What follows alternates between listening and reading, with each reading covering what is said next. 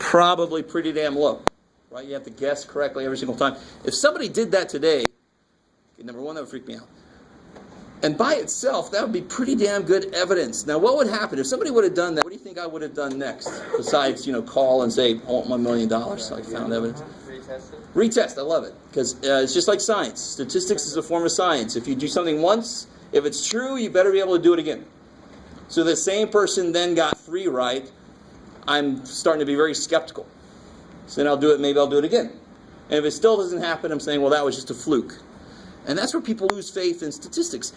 Stats can't help that flukes happen. Flukes have to happen. I don't care how small the probability of something is. It's going to have to happen somewhere. So what's the chances that somebody gets hit by a meteorite on the head? They're walking along. Hey, boom. Right? What's the chances of that? Not very big. But I'm sure if I looked it up, somebody has been. There's how many people on the face of the earth currently?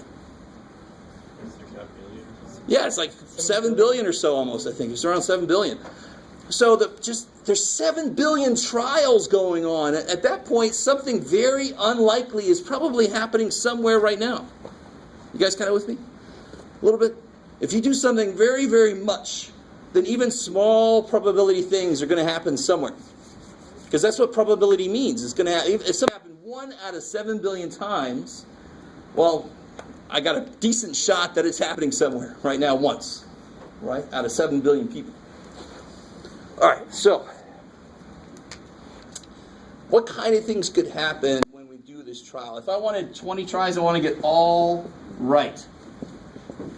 Let me see if you guys are with me here.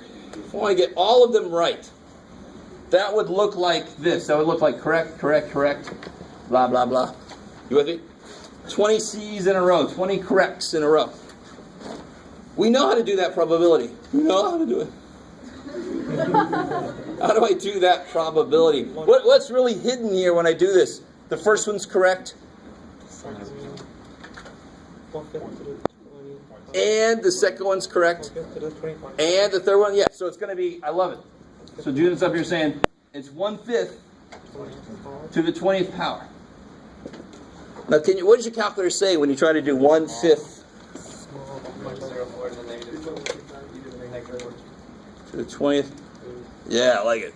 So it's like 13 euros and then 106 roughly.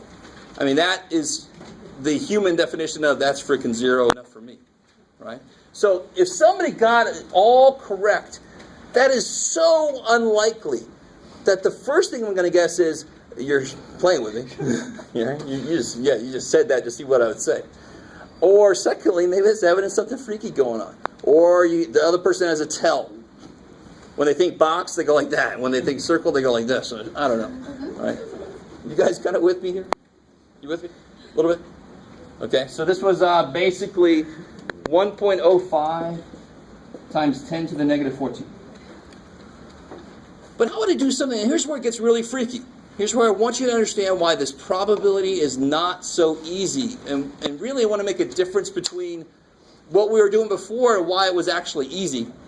And why this probability at first is like, oh shit, this is going to be way too much work, and then we develop a very easy way to do this. But here's why we can't do it the way we were before. Here's one that would work the old way. And when I say old way, I mean like chapter 4 way. What if I wanted somebody to get the first 2 right and the last 18 wrong? What would that look like? The first 2 right and then the last 18 wrong. What would that look like? 1/5. Good. The first one's right. Squared. And the second one's right. And the rest of them are all wrong. Is that cool? That's the kind of problem you would have been able to do back in chapter 4. But you notice how I had to be very specific. The first 2 right and the last of them wrong. Right? If I would have just said, what's probably somebody gets 2 right? Why is this not the right answer? What do you get here anyway? Let's do that real quick. It'd be 1/5 squared. 4/5 to the 18. And do you see how that means 2 right, 18 wrong? I know that's very obvious, but I want to point that out because it's going to help us out later. What is that number real quick? Somebody got that for me?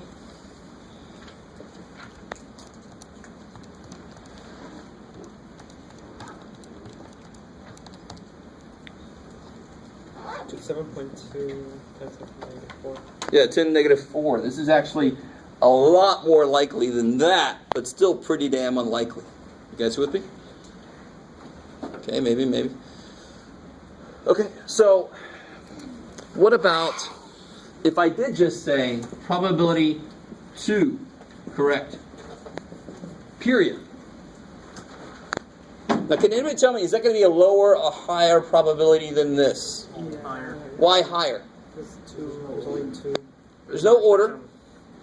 How many? This has, the way that I said this, the first 2 right and the last 18 wrong, there's only one way to do that, right?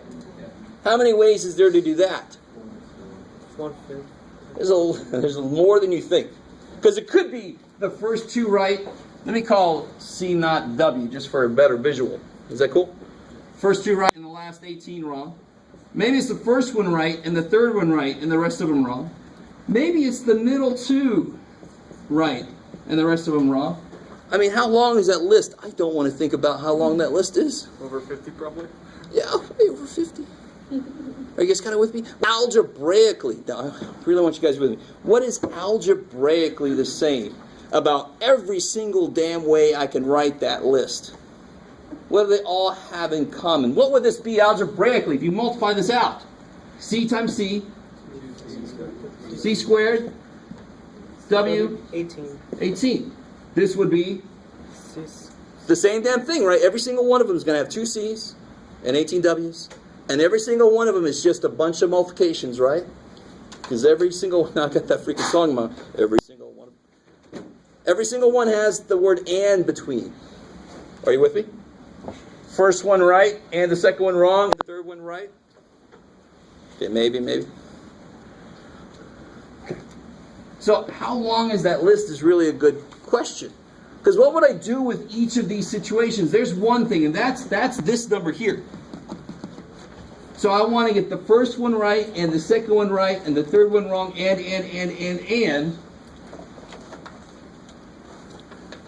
Or the first one right, and the second one wrong, and the third one right. Or, and so forth. And what does the word or mean? No. And means multiplication. Or means addition, right? And the beautiful thing here is these don't affect each other really in any way, right? They're not dependent on each other at all. There's just separate possibilities. So I would take this plus this plus this. So if this list was 50 long, if this had 50 entries in it, let me just tell you this because I'm not sure we get this. The whole probability would be 50 times C squared W18. I mean, you soak that in. Does that make sense? So if I want 2 right, 18 wrong, I know that part's going to be C squared W18. The whole question really is, how long is this frickin' list? If this list was 2,000 long, it'd be 2,000 times C squared times W to the 18th. You guys kind of with me? And of course, C is just 1/5. I would plug that in. I plug in 4/5. I can get the number. So here's the nice thing about this piece. The length of the list.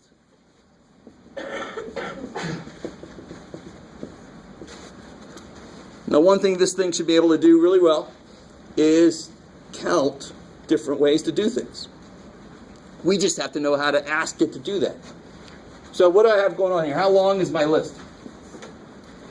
How long is any of these lists? 20. So I got 20 things, 20 spots. And what do I want to do? Every time I make a new list, what am I effectively doing each time? What's the difference between this list and this list? The pattern. Where I put my C's, right? Yep. I know each one's got to have 2 C's, and the rest of them just going to put W's. So I have to first choose 2 spots to put my C's. I said that word choose like really intensely. So it must be something about that word choose. So I got 20 spots. I want to choose 2 spots. So here's the beautiful thing.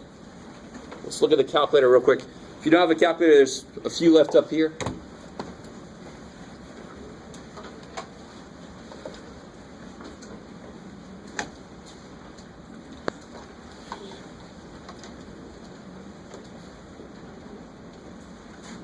Okay. So the really nice thing with this calculator, and this is part of section 4.6 that we didn't do in chapter 4, but I really just need this one thing from that section, so that's why I didn't want to do the whole damn thing. I just need this one thing, and it's a counting method, and it's called combinations. How many combinations of picking two C's is there can I do? Right. So this question, have you guys ever heard the question about if you're allowed 10 different toppings on a pizza? How many different types of pizzas can you have? Way more than you think. Right? Way more. I don't know if you guys have ever seen that. It's in the millions of pizzas, believe it or not. It's insane. So what I've got here is this. I have 20 spots. And then I want to choose. So if you go to math, see the little math button right there? At some point we should be using that thing. Math. Go ahead. Go to probability. See PRB at the end? Go to PRB for probability. And then we don't want National Public Radio. We want NCR for choose.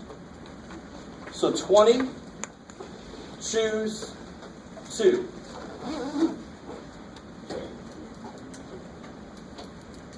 So what this is telling me is there's 190 ways to choose 2 things out of 20.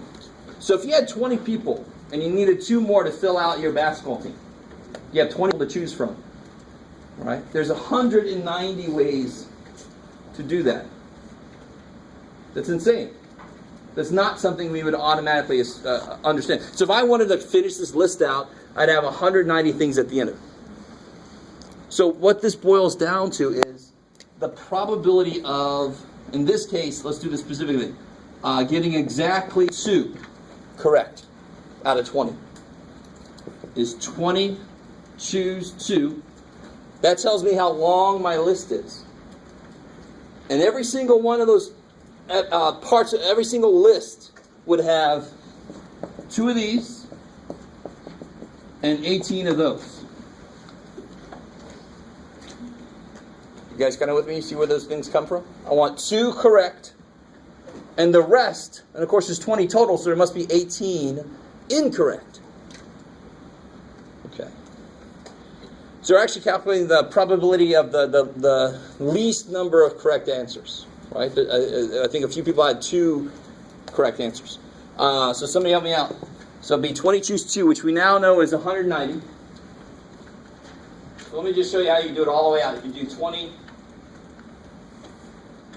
choose 2 times 1/5 squared times, oh, get out of there. Gotta get used to this new thing. 4/5 to the 18th. Right. 0.136 So there's almost a 14% chance for anybody in here to get exactly 2 right out of 20 guesses. That's what that means. Are you with me? How many people got 2 right again? I'm not trying to pick on you. 1, 2, 3, 4. Okay. And we got roughly, let's say, I don't know, 40-something people in here. Let's say 48. So what's 4 out of 48? Yeah, it's 112. Which is 0.0833. So 8.3%. So we're not too far off from 14%. Right? Anytime I take a sample of things, it's not going to follow exactly. This is what I expect if I took a really large group of people. I expect 14% almost to get 2 right. Are you a very large group of people? Not really. Very decently large, but not very large. And we got 8.3%, roughly, assuming 48's right. I did that really quickly. Okay, how are you guys doing so far? You doing okay? What about, how would it look like if I want to know what's probability of getting 8 right? what would it look like? The formula. I want to choose 8. I love it. It's crazy. I got 20 spots. I want to choose 8 to be right. This formula is almost too nice. I want to choose 8 of them to be right. So how many correct ones do you want? 8. 8. It's kind of repetitive, which is not bad. With math, repetitive is not horrible. So how many wrong then? 12.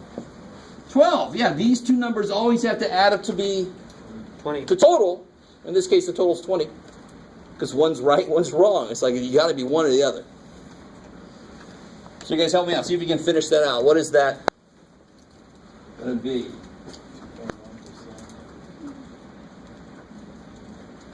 2.21%. 2.21? Damn it. 2.2. I'm trying to be all smart about this.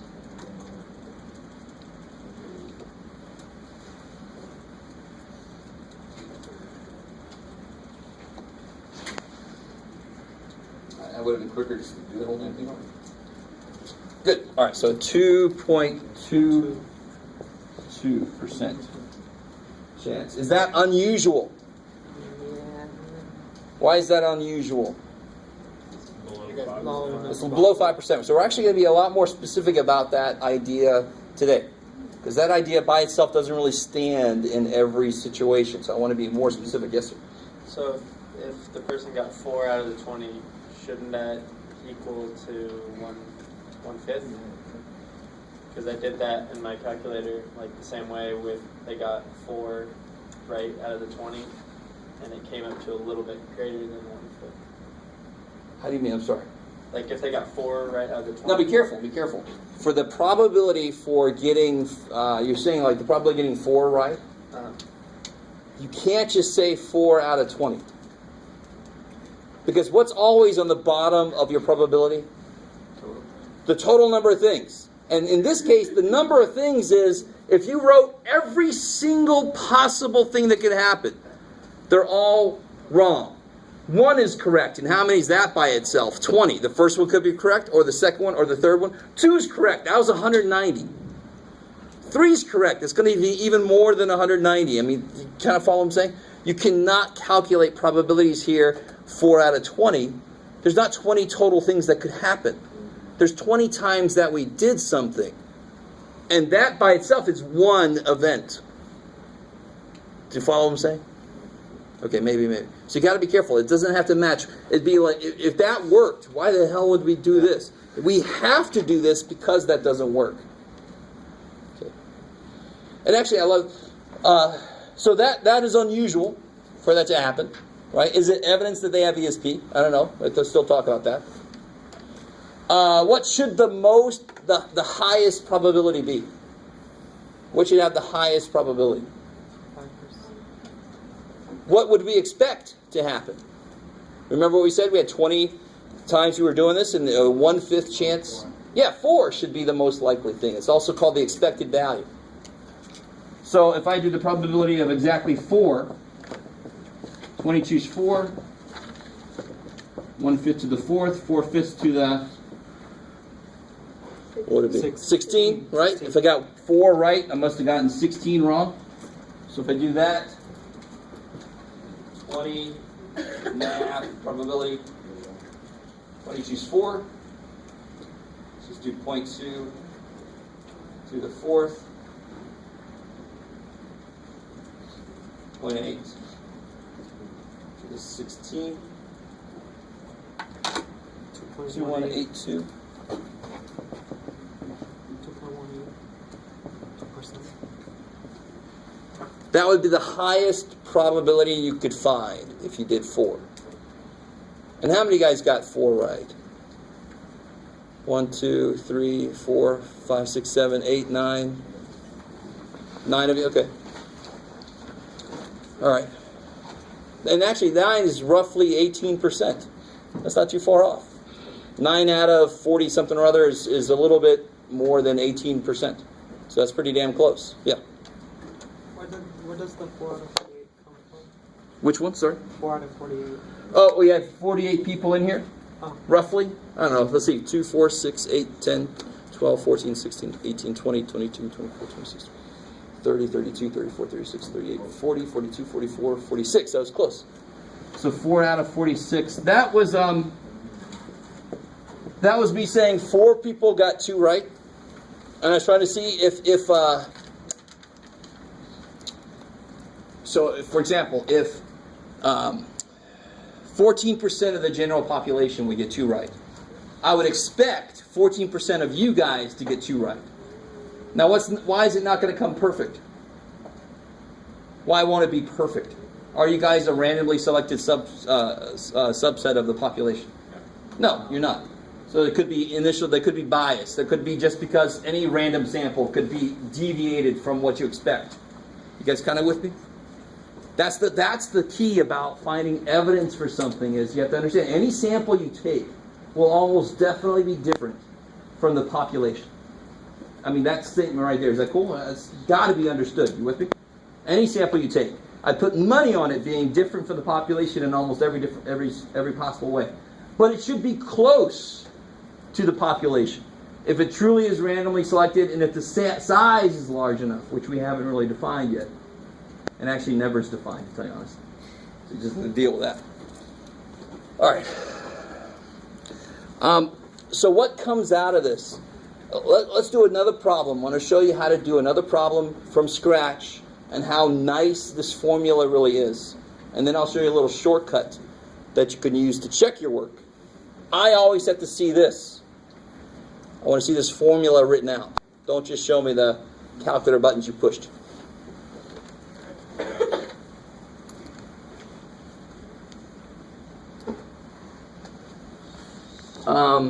Let's say, well, it's known that about 10% of men are left-handed. So 10% or 12% of men? That's 11% of people. I think it's women, maybe. 10% of women are left-handed. I think it's 12% of men. It comes out to be 11% roughly when you put them together. So let's say 10% of women are left-handed. If I pick 5 women, what's the probability that exactly 2 will be left-handed?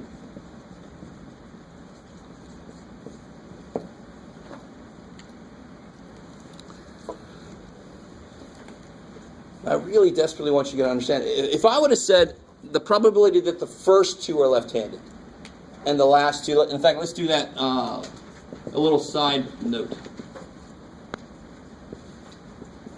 If I said the first 2 left-handed and the other 3 right-handed,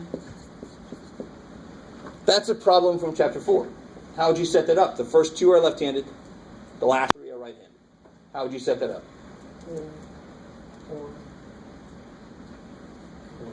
What do you want for the first 2? Left-handed. So what do you want for the first 2? What's probably any woman is left-handed? 10%. So what's probably the first woman is left-handed? 10%. Be very careful. The number of people I pick, or the question that I ask, cannot change the probability of something, right? So 10% of people are left-handed. If I pick 5 women and I say, okay, what's probably 2 of them? There won't suddenly magically be 2/5 of the population. Somebody's right-handed. Oh, I'm left-handed now. Holy shit. We can't magically transform the population. The number I put here has got to be the probability that a person is this. So that 10% will not change. And why do I have to not change it? If I pick a woman and pick another woman, aren't the number of women changing? But what's the population of women? Large. All right, so I can treat it as independent, like we learned last chapter. So the first woman, 10% chance. Second woman, 10%. 10%. And then the last 3, 90%. I want to be right-handed, 90%, 90%, 90%. So what would that be? 729.00729? 00. Yeah? 00729.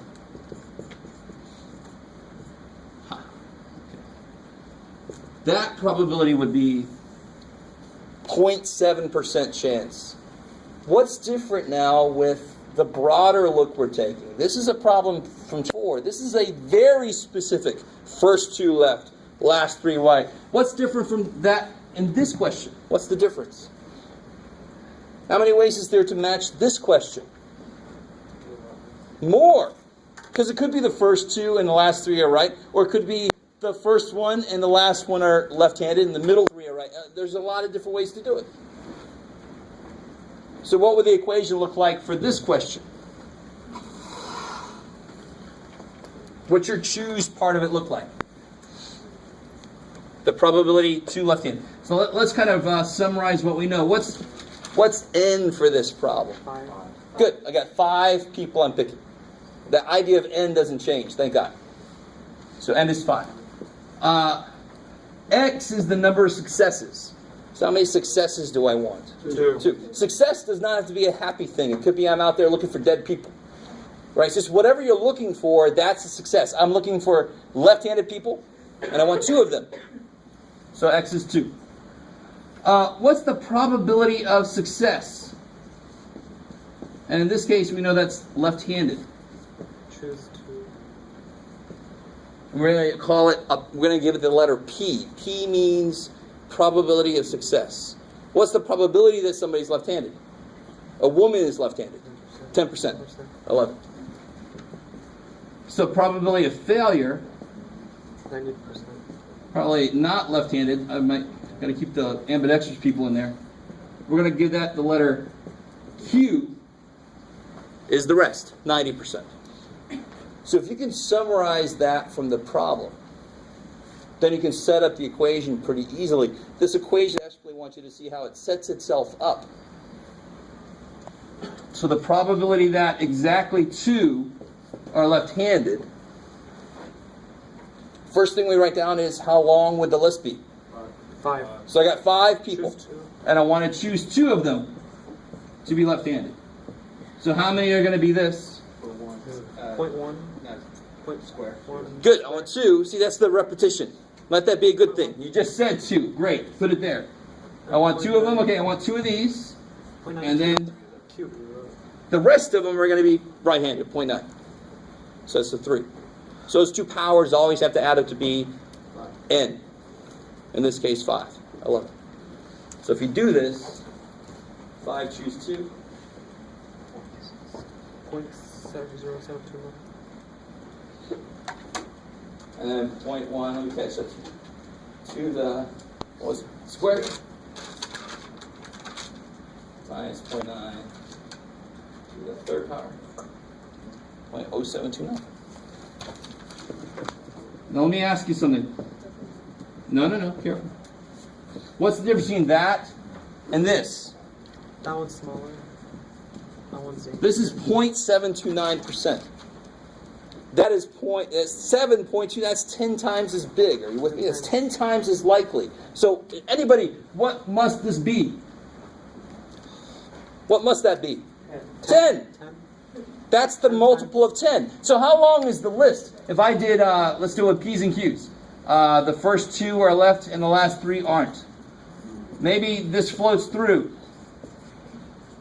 Times 10. You guys see what I'm doing here? I want 2 P's and 3 Q's. I want 2 successes, 3 failures. How long must that list be? Must be 10 long. Right? That's what that part tells me. That's why this probability is exactly 10 times as big as that probability. Should be more likely to have the 2 be anybody instead of say I want the 2 to be the first 2. And that's the problem people have with that birthday probability. Remember that first thing we did? On the first day, everybody held up the day of their birthday, right? And I want to put money down because it hasn't failed me yet.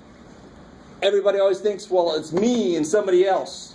Well, that's like looking at it like this. That's very unlikely. But it's any 2 freaking people. That becomes much more likely suddenly. And it grows quick. The minute you add a few more people, much higher probability. It's crazy. Okay, maybe. Okay, let me let you guys try one on your own. Let's see, let's say... Actually, let's do this. I'll show you exactly the kind of problem I like to give.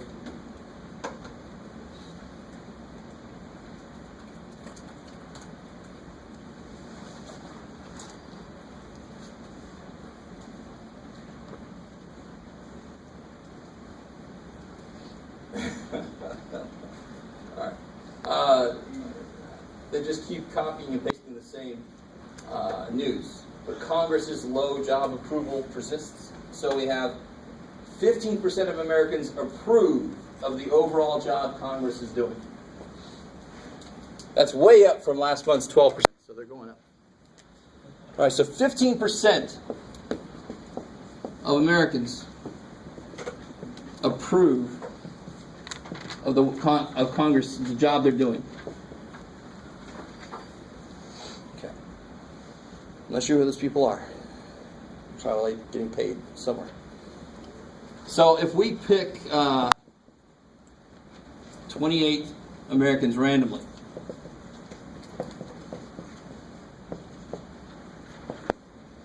find me. Let's do this. The probability that exactly. What you got, Jeff? I don't know. Let's see. Exactly 6 of them approve.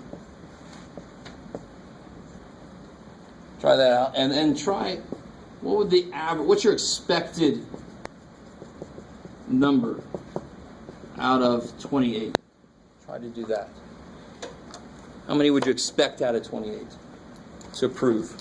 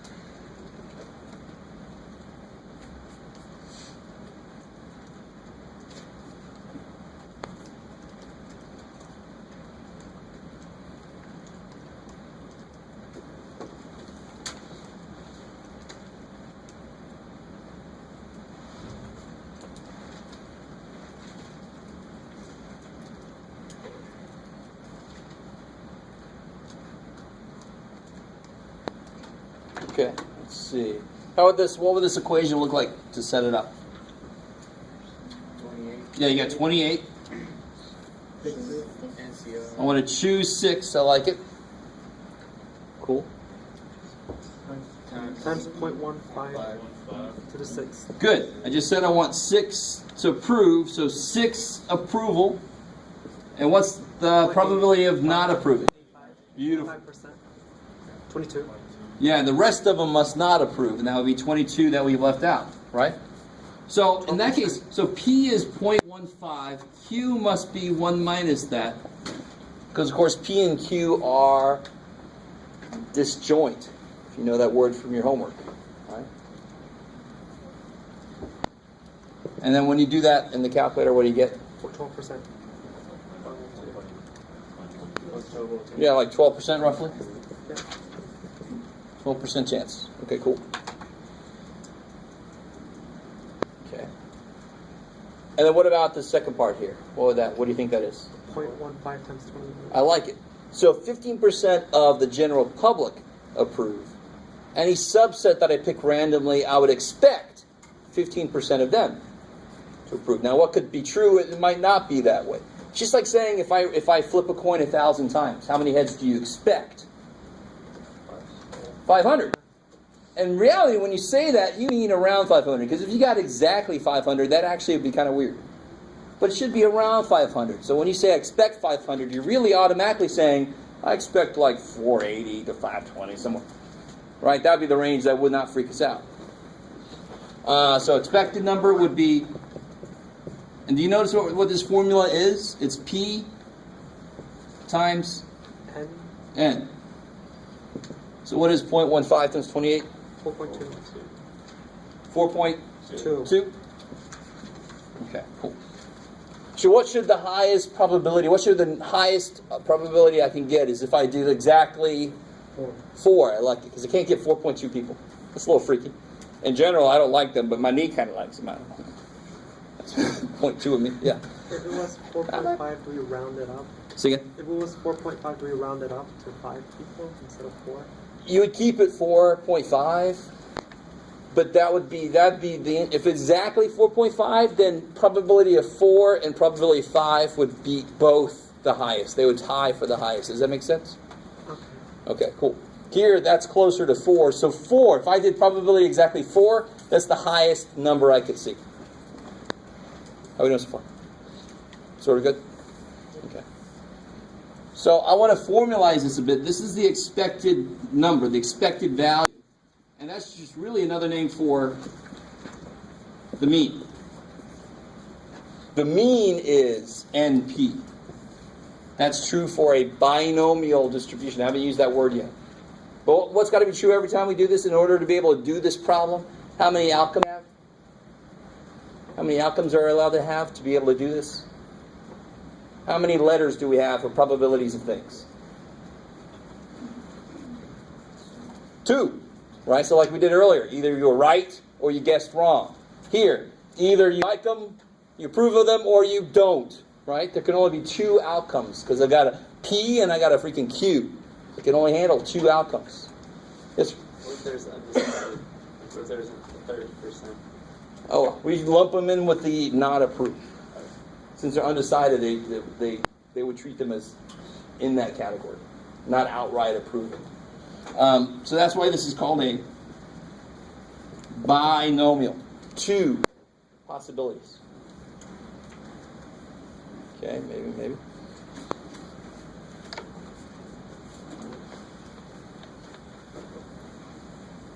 So, and here's the beautiful thing. I might as well do this too.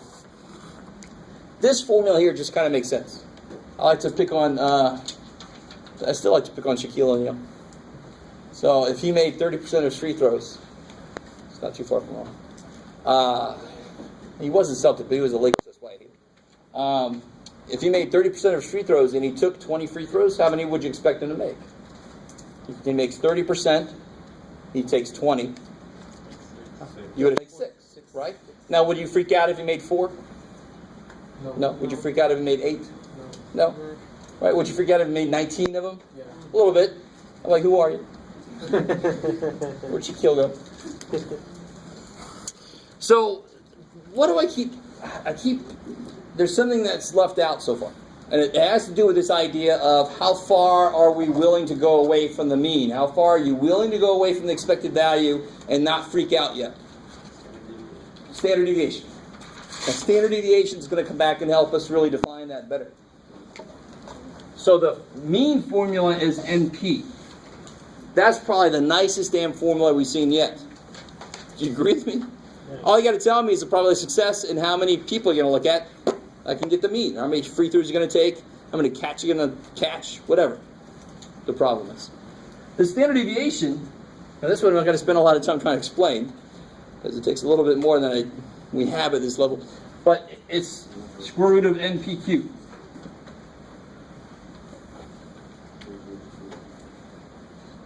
So for this problem, the mean was, where'd it go? Here, 4.2.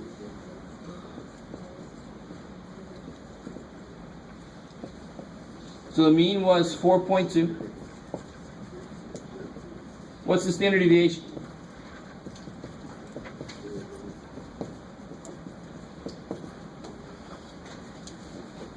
Standard deviation square root of NPQ.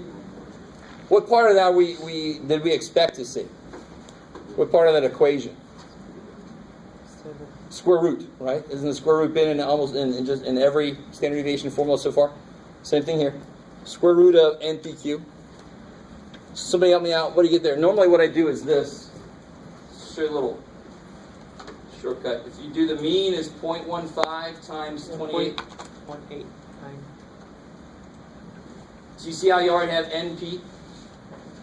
So if you do that times Q, that's NPQ, so you get, 1.889. 1.89.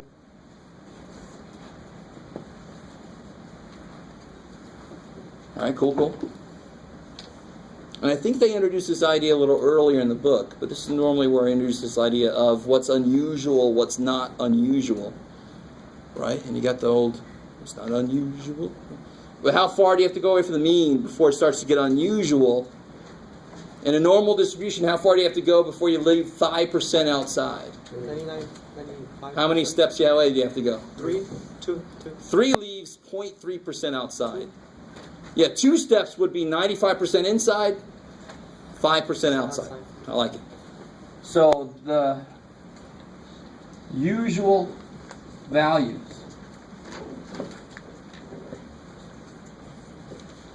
That's the minimum, is mu minus 2 standard deviations. If I take 2 standard deviations down, that's the minimum expected. 2 standard deviations up, Maximum. that's the maximum expected. Okay, maybe. And that should kind of, if you have that in your head, you can see the normal distribution. You go 2 steps out, that left very little out there. That's why this idea of defining that as the unusual benchmark. That kind of makes sense, because so little stuff is out there.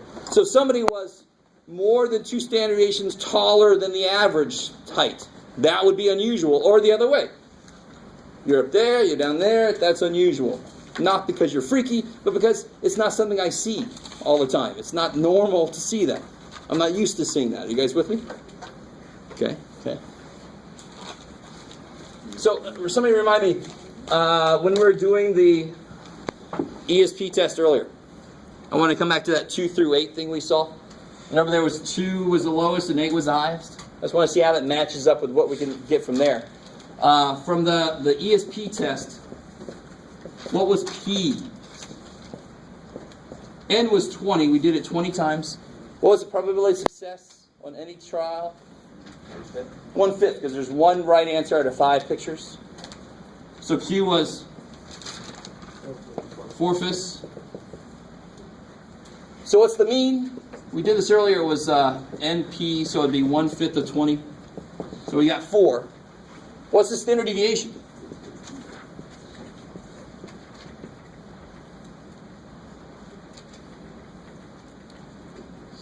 Is 3.2 square 3.2.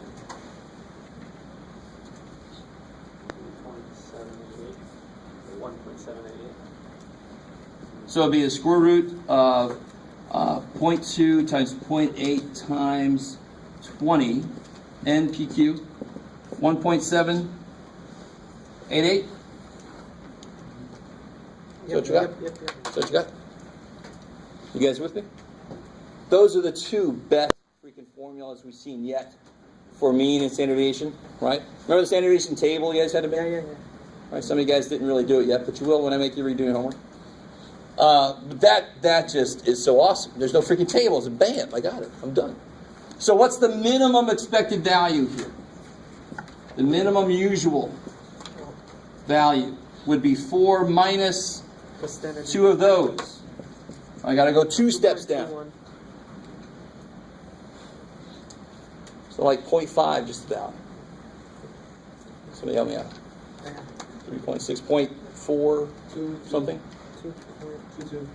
0.422? Yeah. Okay. And then what's the max usual? 4 plus 2 of these. 7.8 maybe? Yeah. I got 7.6. Oh, okay. We'll say 7.6. There. So that does verify that my two ESP people that have now left, I'm hoping they didn't sense something was going to hit the room. The meteorite I was talking about earlier. I would hope that they would use their powers for good and warn us. But they had 8 right, which was actually right above the maximum usual amount. Right, so that starts getting interesting. Then I might want to retest and see if they get that same amount or higher. Right, if they get 1 right on the next one, I'm like, that was a fluke. You guys kind of with me? A little bit? So when you get a large group of people together, and you do a test for everybody, even if you just start flipping a coin, and you say the minute, you say everybody stand up, flip a coin, the minute you get a head, sit back down. If you have a large group of people, you could have people standing for a while. You could have somebody stands for a long time. They can get who knows how many heads in a row. So the larger the group of people, the more often unusual things will happen. Does that make sense? That's why you retest. So somebody flipped a coin, they got like 50 heads. You say, all right, sit down. Let me give you another coin. I'll do it again. And then the first thing you do is a tail. Well, there you go. Okay. It's not a special power. Very strange X-Man power. Just to make the coin come up heads all the time. Not a very useful superhero. Yeah. So larger the group, the larger unusual. The more unusual things you expect to happen. Oh. Exactly. Okay, so that's kind of interesting. I like that. So you see where you fell, the people that got 2, that's not unusually low. In fact, the only value that would be unusually low would be what? 0 is the only whole number. The only whole number less than this, right? So 0 would be unusually low amount. To expect somebody to get 1 right out of 20, right? Okay, so that would be like the anti-ESP. Okay. So let me give you guys a complete problem to try here.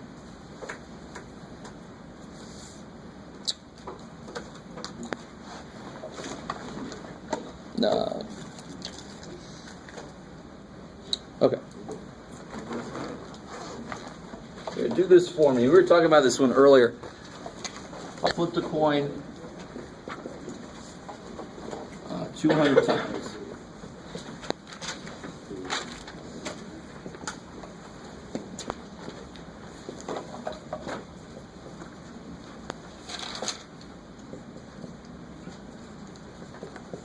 Fine, probably get exactly 100 tails. And you see how it's definitely not 50%, right? You can't just say 100 out of 200. It's not going to happen 50% of the time. In fact, if I got exactly 100 tails, I wouldn't be freaked out, but I'd be like, oh, that's interesting. I got exactly that. I expect to be around 100. So that's what the next 2 are going to be about. Then I want you to find the minimum and maximum usual values. Oops. Let me first make you do the mean, standard deviation, and then the max min.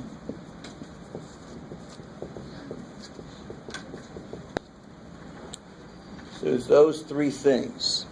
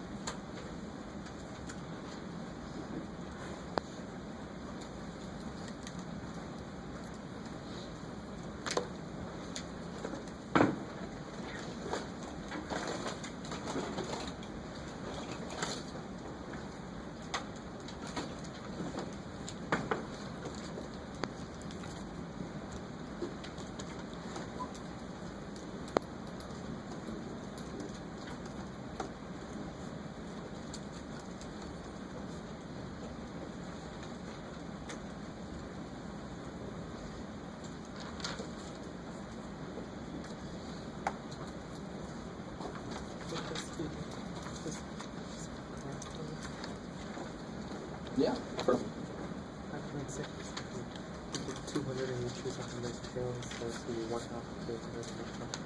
I love it. Sweet.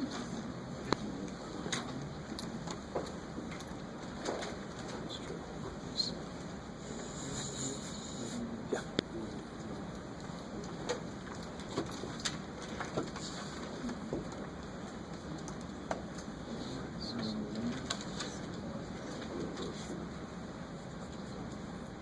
Normally when that happens, something about the probabilities.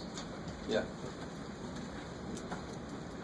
Sometimes people get really stupid big answers, and it's because they didn't make decimals or something, you know. How many standard deviations are there away from? For the min and max, it's always 2 down for the min, 2 up for the max. Okay. Yeah.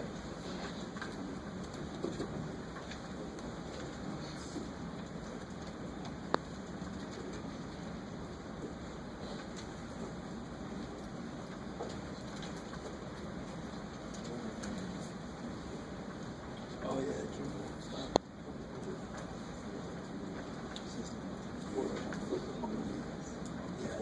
Yeah. So it's never dependent on the number of tries. You get a one time doing it, what's the probabilities? And I'm just repeating that one.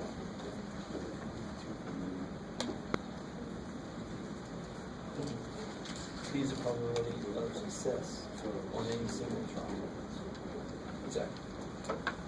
So she knows that do it 200 times out, what else to expect.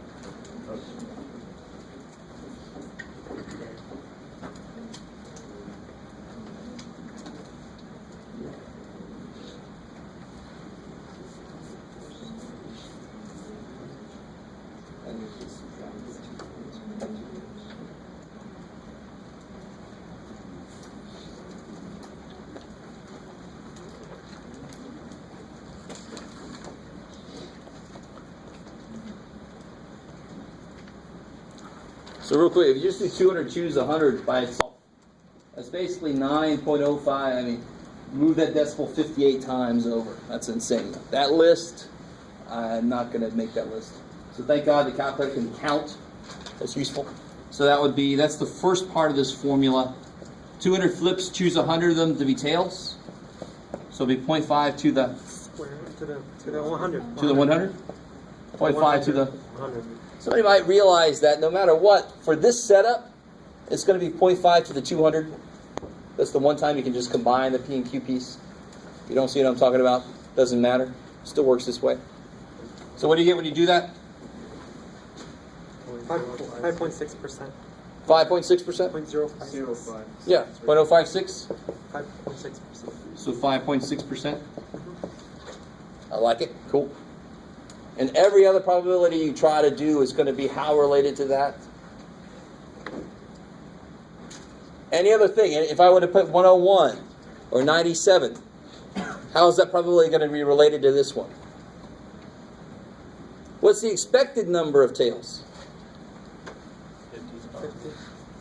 I'm flipping it at 200 times. So what's the expected number of tails? 100. 100. And that's what you got for the mean, right? Yep. N P. times P. So what should be the highest probability? The most likely thing to happen should be 100. That's why we call it the expected value. It's the thing that happens the most. But look how low the probability is. But it's higher. If you do 99, it's going to be a little bit lower than this. Everything else is going to be a little bit lower than that. It goes away. What does it sound like? The mean is the highest, and you go down from there. This thing actually comes out to be very normally distributed. If you graph this thing, it would look like a normal curve. Right, we're going to talk about that relationship later. What do you get for the standard deviation?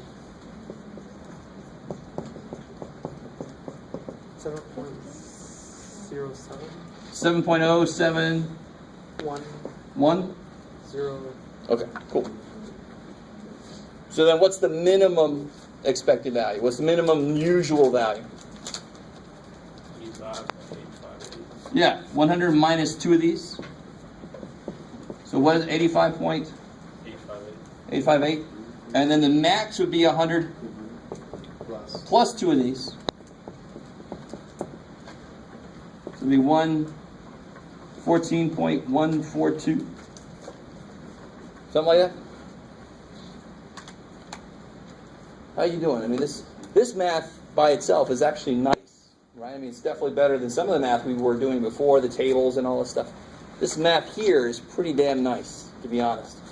And I'm hoping the concept behind it is also good. So if I flipped a coin 200 times, and I got 130 tails, would that be good evidence? Is that decent evidence of something? Is that an unusual amount of tails? Yes. Yes, it's unusually high number of tails. You with me? Did it again and got 128 tails.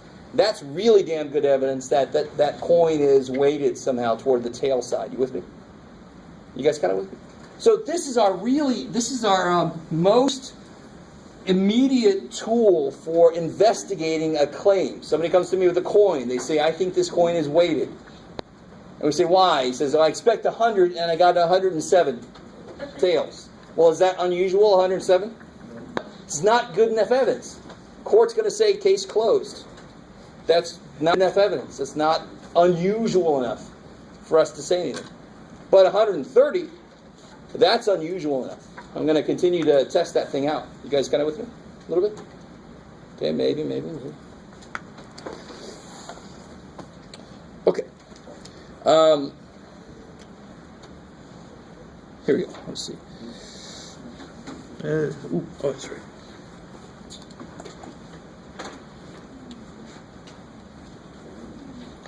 So I want to talk. The last thing I want to talk about a little bit is to try to refine our understanding of unusual.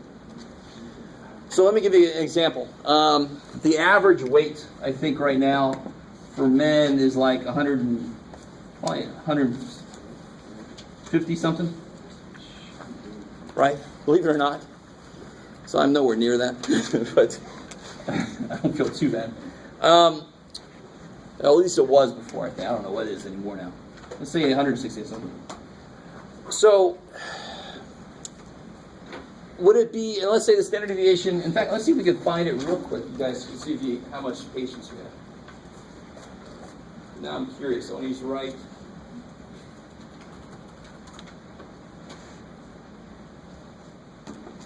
The www freaks out. There it goes. Let's see. Mean weight. Standard. No, not mean weighted.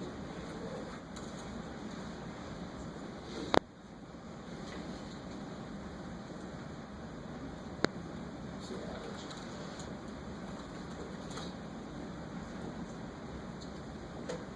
Oh, so it's 170. It makes you feel a little better. Let's go with this. 170 pounds, standard deviation 30 pounds. All right, so obviously I just grabbed that from one source. I'd have to really, really research that to make sure it's right, but we'll go with it. So would it be unusual for somebody to weigh 171.299 pounds? No. No, why not? It's within the standard deviation. But I want you to realize, how many people do you think weigh exactly 171.2993466649222 pounds? Not many. So in one sense, that weight is unusual. Your exact height, in one sense, is unusual. But it's not the correct sense for statistics. Y is, in fact, what would be the first unusually high value? What's the maximum expected? 230. Yeah, double these, right? So 170 plus 60, 230. So if somebody weighed, some dude, this is for men, weighed 231 pounds, that would be unusually high, right? Yep. Because of the fact that it's out there. That's why. Not because the probability itself was less than 5%, but because the area that it's in is less than 5%. The probability that I found some dude that weighed that much or more is below 5%. That's why that's unusual. Are you guys kind of with me? So really this is all about, here's the mean. So where am I cool with it? I'm cool with it out to there. If I get outside of that area, I'm freaking out just a little bit. I mean, if you saw somebody walk up and they're 3 feet tall, you're not going to freak out like, Oh my God. You're going to be like, that's really, I don't see that all the time. Right? Or somebody comes in, they're 8 feet tall. I remember I saw Manute Bol. Anybody know Manute Bol? No, it's too long ago. He used to play basketball. It's like almost 8 feet tall. 7'7" or something insane. So you can't miss him. He's crowded with people, but he was like here.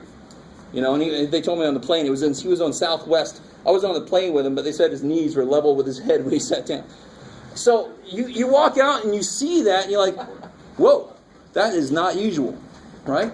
Because it's so far away from what I expect. And what I expect is always right on there. But I can be a little bit away from that and be okay. So that directly relates to evidence. If you claim that you can, what's a good word? That you can, what's a good example? That you can guess somebody's weight correctly, like all the time. Or let's say something better. If you claim you can karate chop boards to be exactly the same length on both sides. Are you with me?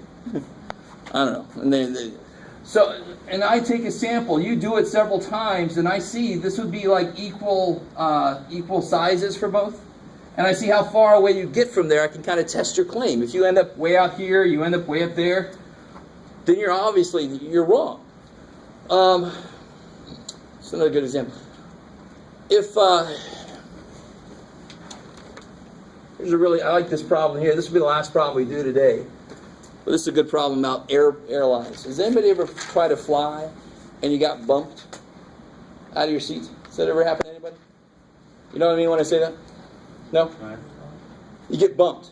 And they ask you, this has happened to me, they ask you, would you give us your seat and we'll give you some money, we'll give you some, I'm like, no, I want to be home.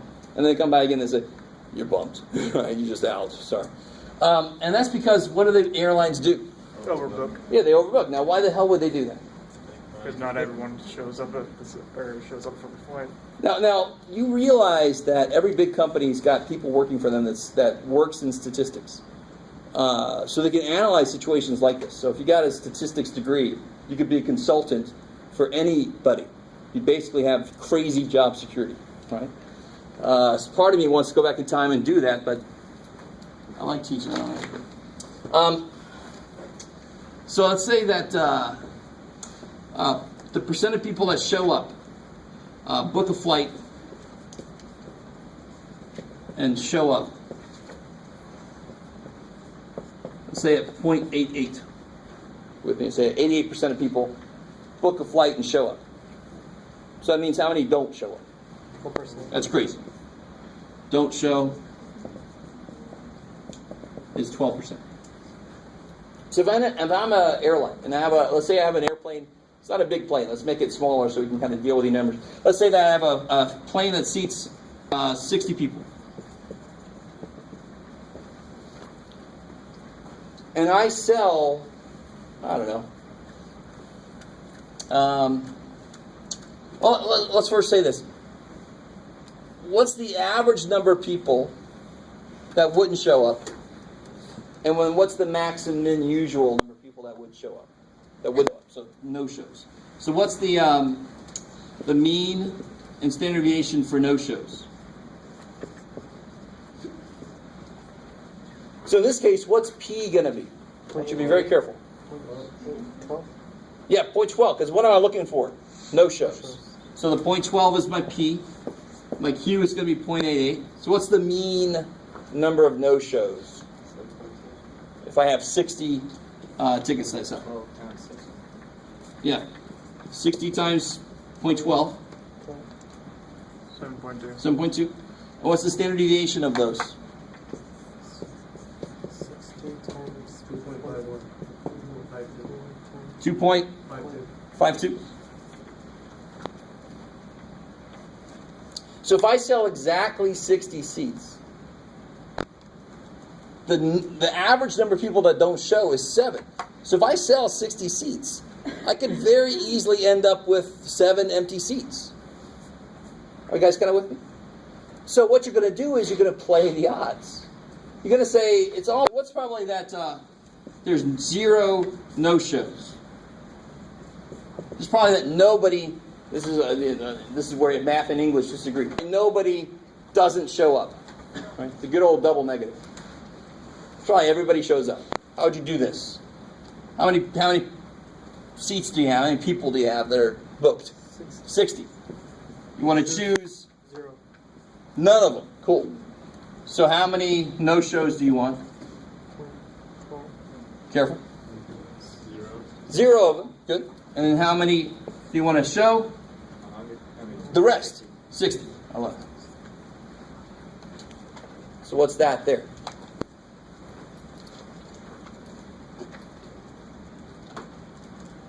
4.67 times 10 to the negative 4. Yeah, basically, yeah, so this is 0.00046, blah, blah, blah. So what are you almost guaranteed is going to happen? What's probably at least one person doesn't show? What's probably at least one no-show? 1 minus that. 1 minus none. 1 minus 0 no-shows, right? So it'll be 1 minus that, so it'll be 0.999. 5, 4, 5, 3, whatever the hell, blah, blah, blah. So you're basically humanly, in the human sense of things, you're guaranteed that at least one person's not going to show. So you want to overbook by at least one.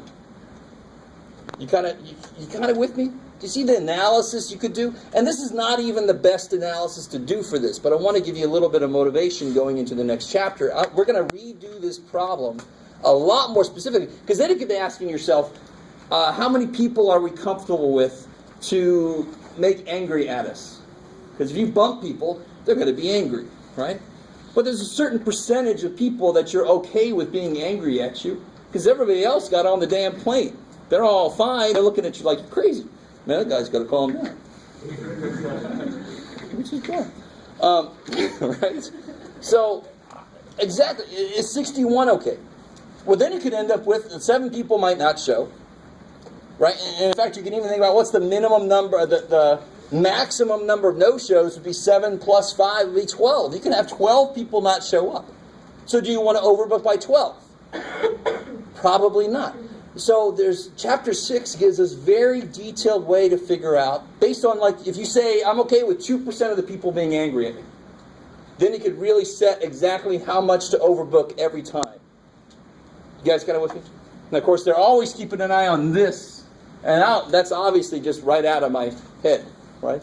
I don't know what the true number is. But I'm sure that number's always changing a little bit. So they always want to know what that is. They do the analysis and they say, overbook it by 10.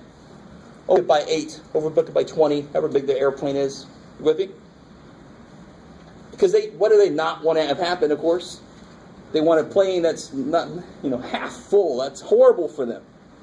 They want it freaking full so that it's most efficient. Right? They got to go anyway. They might as well get as much money as they can for going. Yes, sir? Is it because they need to save resources? That's why it's like Oh, I wish it was because they want to save resources. For some of them it is. But it's just business sense. It's just making as much money to do something you have to do anyway. Right? Which is not bad necessarily. So they're always going to oversell, but it's just a question of how much will they oversell? Did they just pick it out of thin air? Hell no. It's all analyzed to death. So that's coming up in chapter 6. And that's plenty for today. So we just finished chapter 5, basically, today. Yeah, and please give me back my calculators.